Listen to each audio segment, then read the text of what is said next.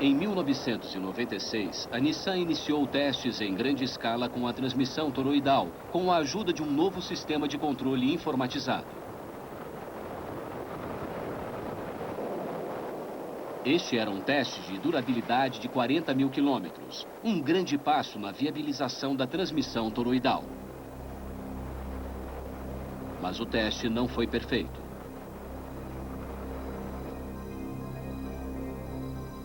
Desta vez, o problema era com os rolamentos.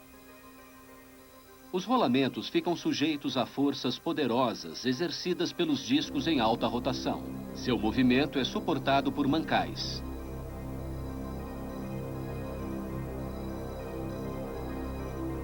Os rolamentos eram feitos de aço bem resistente, mas estavam sendo destruídos e as esferas dos rolamentos ficavam muito danificadas.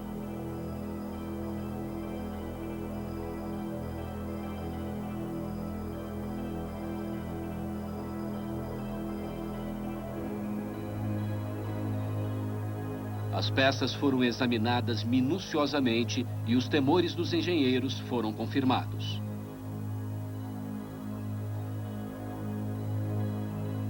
O problema era uma rara e prejudicial mudança estrutural no material do rolamento. Para Machida, essa foi a pior notícia possível.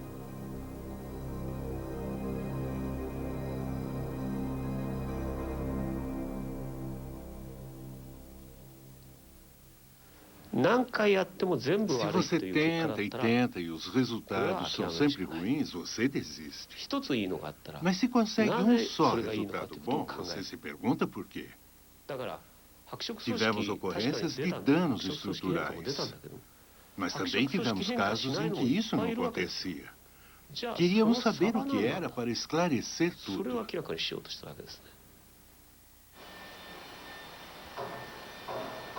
Um especialista em metais passou a investigar a causa da mudança estrutural.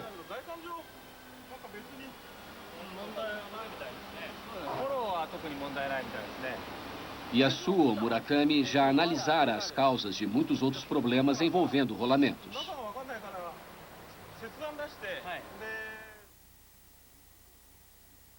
Uma das peças era a culpada?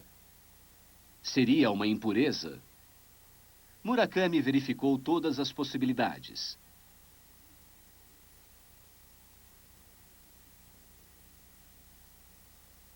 Após completar todo o teste possível de qualidade sem sucesso, a resposta surgiu do nada. Era aquele óleo especial.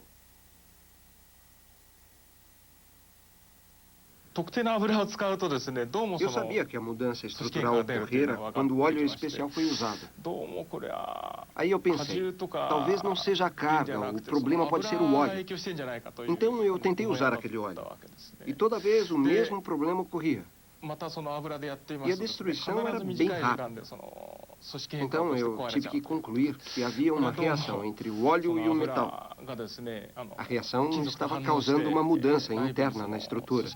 E por isso, as peças estavam se quebrando. A função do óleo é proteger peças de metal contra o atrito.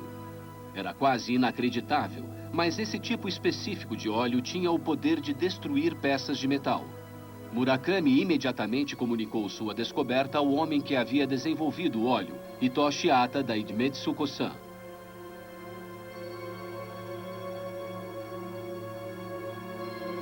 Após examinar todos os componentes do óleo, uma possível causa foi isolada.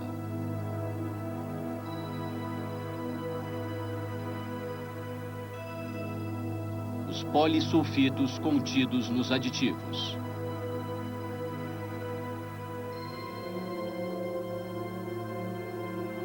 Os polissulfitos são altamente eficazes na prevenção de desgaste e emperramento. Eles foram um dos últimos componentes adicionados ao óleo antes dos testes de durabilidade. Vejamos como os polissulfitos podem ter causado a mudança estrutural.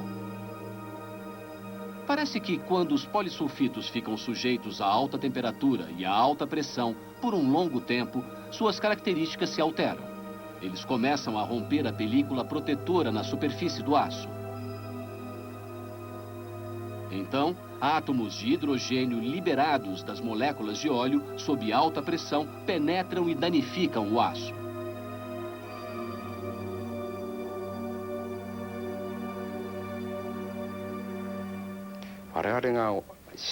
Isso comprova o incrível dano que um lubrificante pode causar. Em testes anteriores, os lubrificantes foram usados sem que ocorresse nenhum problema.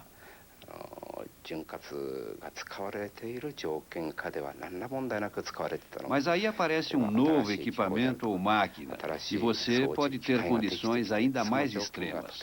Algo totalmente inesperado pode ocorrer. Era o que estávamos pensando. Mas para criar novas máquinas, você tem que superar esses problemas. Óleo pode danificar metais. Atta estava diante de um fato que contradizia uma pressuposição básica da engenharia mecânica. Mas agora, ele tinha que buscar um aditivo diferente. 3 anos após identificar a causa da mudança estrutural, ele conseguiu eliminar o problema completamente. A transmissão toroidal continuamente variável finalmente passou num teste equivalente a 300 mil quilômetros de rodagem.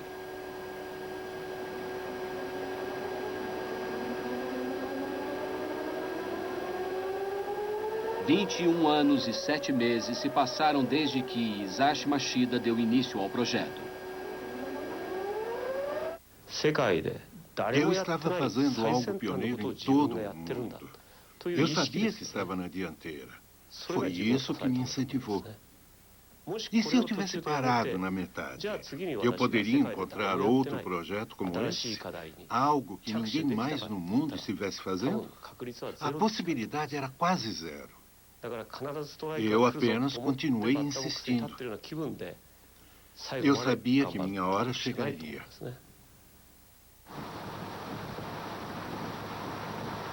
No outono de 1999, a Nissan lançou o primeiro automóvel com transmissão toroidal.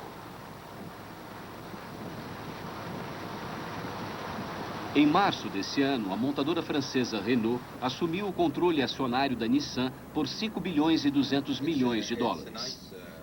Na chefia da empresa, agora estava Carlos Ghosn. E uma tecnologia que a Renault considerou altamente atrativa foi a transmissão toroidal. Estou acelerando ainda mais. É mais suave, realmente mais suave. Vamos chegar a 140.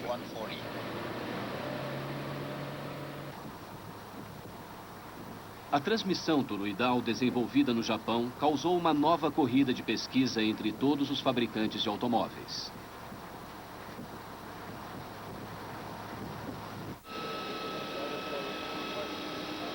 Na FVA da Alemanha, experiências estão sendo realizadas com base na transmissão toroidal criada pela NSK. O século XXI poderá trazer muitos problemas de meio ambiente e energia. Então, na Alemanha também, a transmissão toroidal é considerada uma tecnologia essencial para o futuro. Todas as montadoras alemãs compraram a transmissão toroidal japonesa. Eles a desmontaram até o último parafuso para analisar. Engenheiros europeus veem um imenso potencial nessa tecnologia. Sabemos quanto tempo eles demoraram para criar a CVT no Japão. Se possível, queremos evitar um esforço tão grande.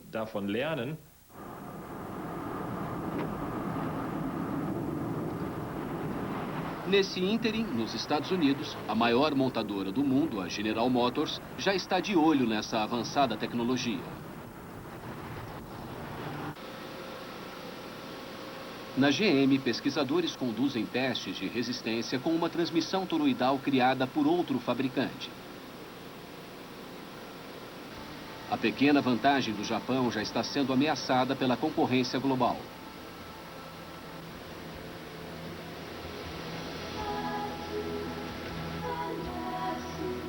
Num canto da sala encontra-se o dispositivo da NSK que já foi rigorosamente examinado. A General Motors está engajada numa luta árdua para garantir tecnologias e custos que manterão a empresa competitiva. E isso é bom. É isso que é bom na concorrência. Ela impulsiona e aprimora a tecnologia e leva à redução de custos.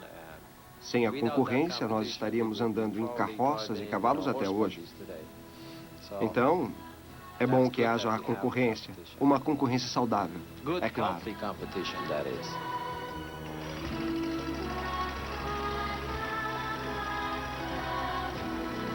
O carro de transmissão por atrito do início do século XX foi um prelúdio da batalha centenária entre óleo e aço. O atrito é um desafio a ser enfrentado por qualquer projetista de equipamentos.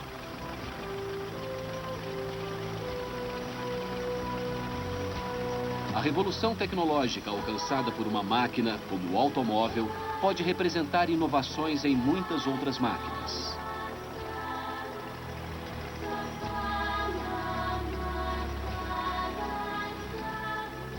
No século XXI, nossas máquinas terão que usar a energia de modo ainda mais eficiente. A batalha contra o atrito ainda não acabou. Versão brasileira.